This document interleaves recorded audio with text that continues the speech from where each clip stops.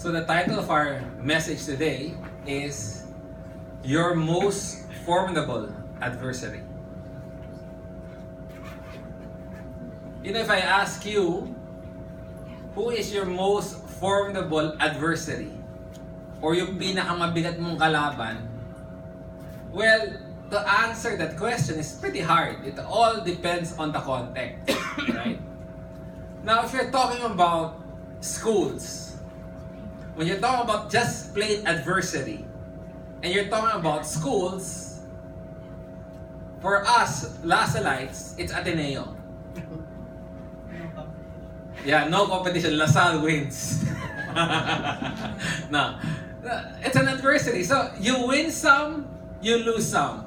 I remember during the 2000, panalo Ateneo sa basketball eh.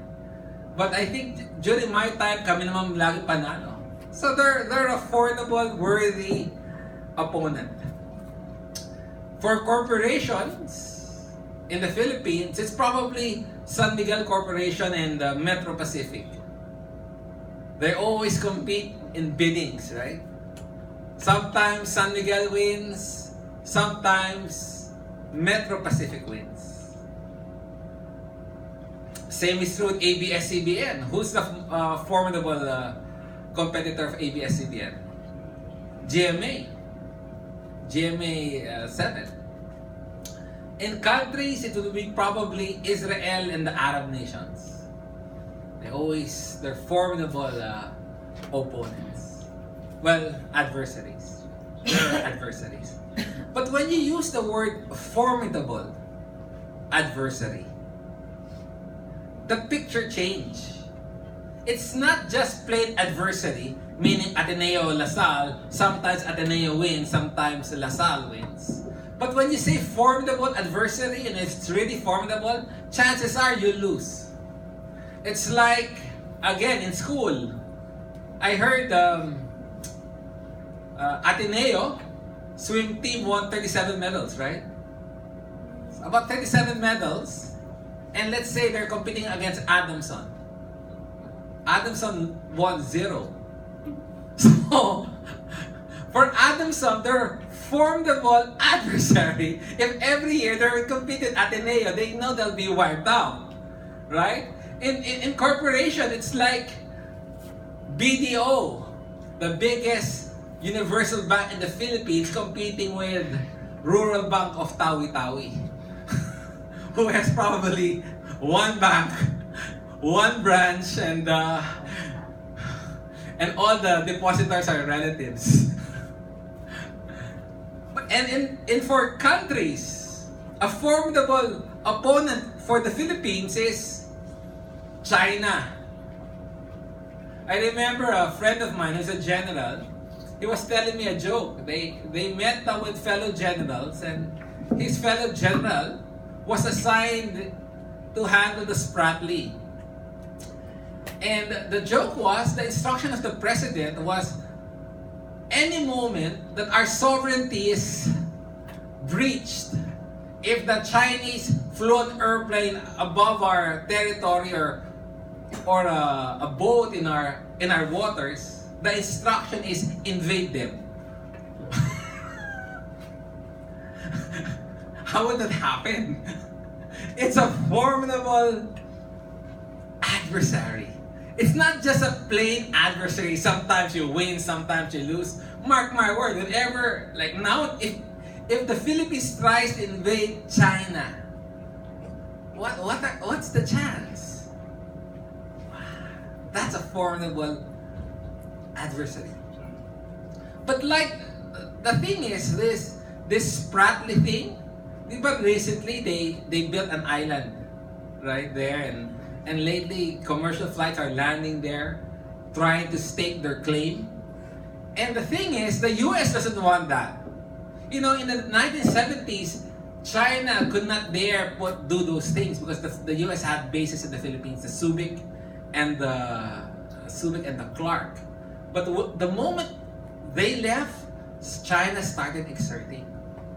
And the thing is, with this development, the US, if you've been following the news, has been realigning their forces.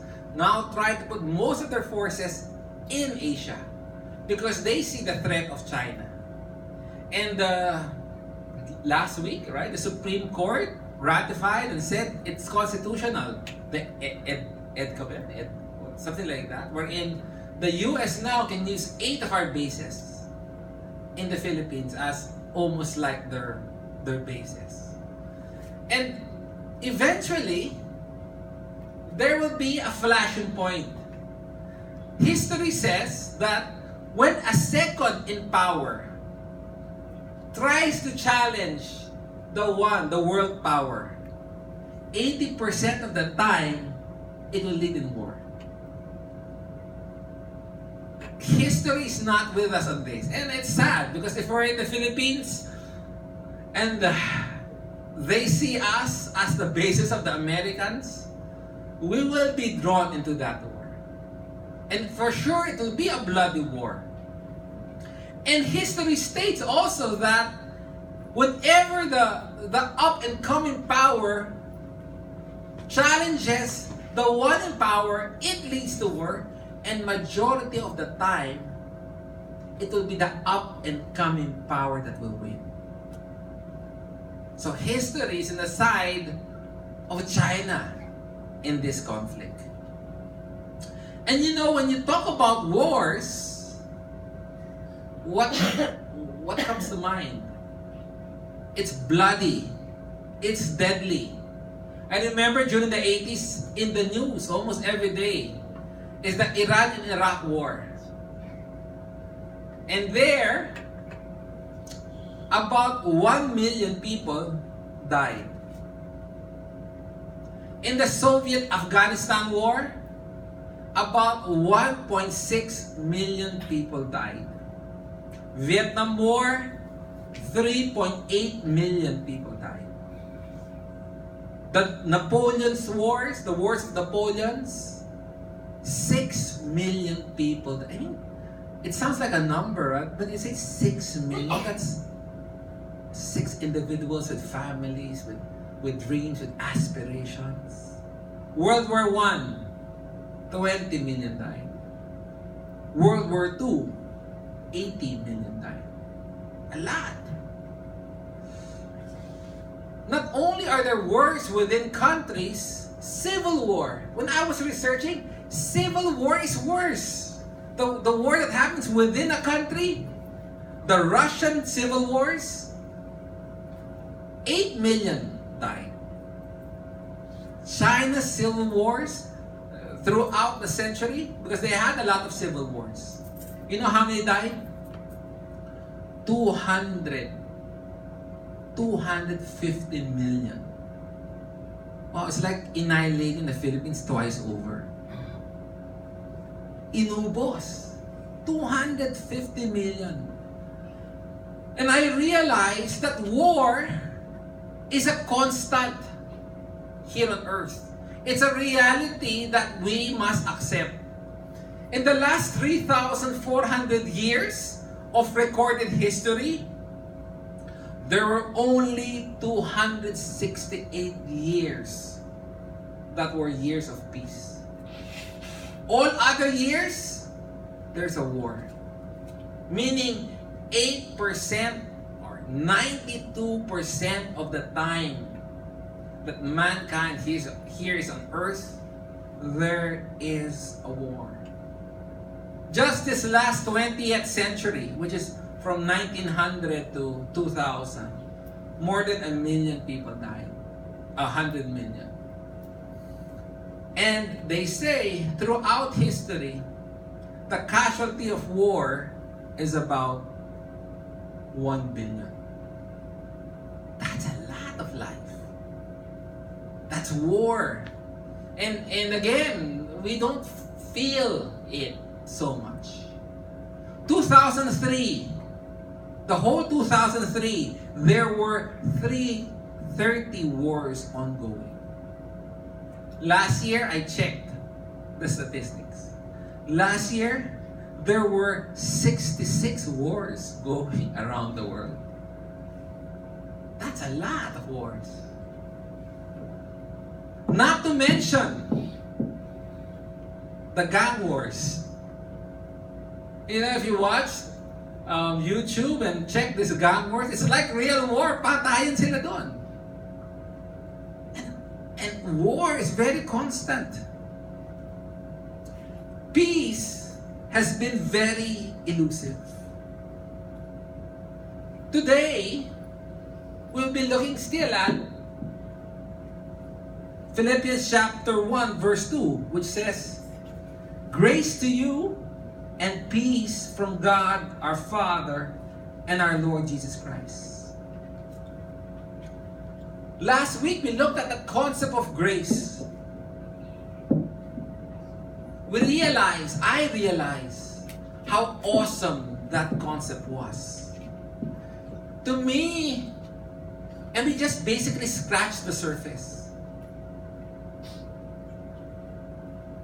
The trait that God showed on what grace was out of this world. Imagine how God treated Manasseh.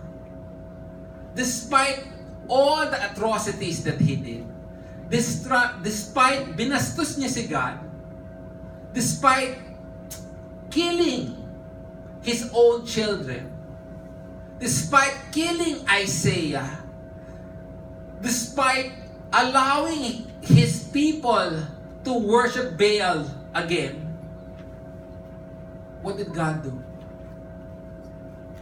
He showed him not only grace, not only mercy, but he showed him grace. Something that he did not deserve, God gave. That's amazing. He did not deserve to be set free from that jail, yet God set him free. That's mercy. But not only did he set him free from the jail, he brought him back to the throne. That's how awesome, that's how great, how deep, how wide is the grace of God given to us, that while we were yet sinners, Christ died for us. Died for you, not because of anything that he saw in you. Nothing in you is meritorious for you to receive his grace. It's not because you're good. It's not because you're kind, you're bright, you're rich. It's all about his workings for his glory. But the question is this: so what? What is the implication? What is the benefit of receiving the grace of God? And I suggested last week that let's try to meditate more on God's grace that we have received. But now that we have received God's grace, so what? Go to Romans, please. Romans chapter 5.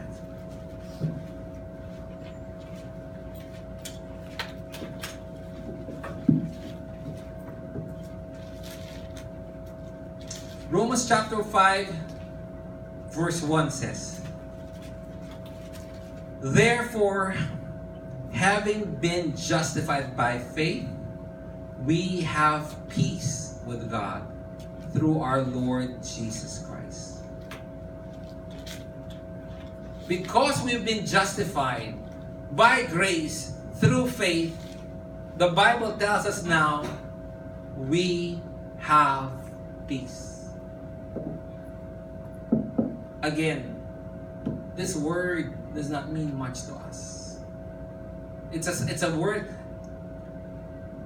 The introduction of Paul, grace and peace, is so standard that we really did not. A lot of us don't pay attention on what it really means to the original readers or to the people who's reading it.